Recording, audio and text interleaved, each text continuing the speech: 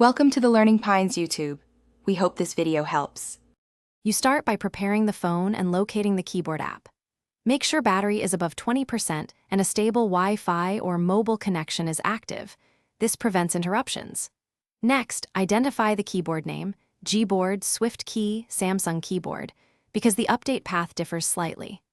Once done, either open Settings and tap Apps to find the keyboard, or open Google Play Store and search the keyboard name. This gets you into the right place fast, so you can update safely and efficiently.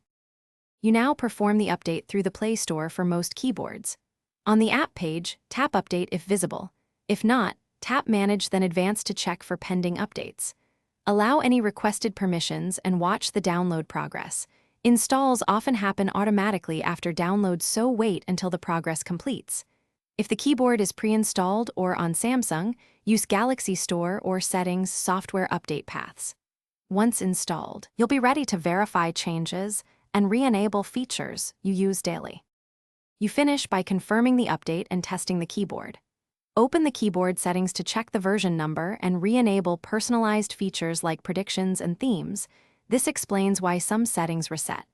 If the update fails or the app misbehaves, clear cache first, then uninstall updates or reinstall the app. Those steps fix most issues. Finally, restart the device and type in several apps to confirm stability.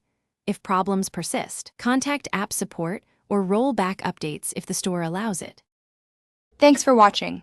Consider subscribing if we helped you.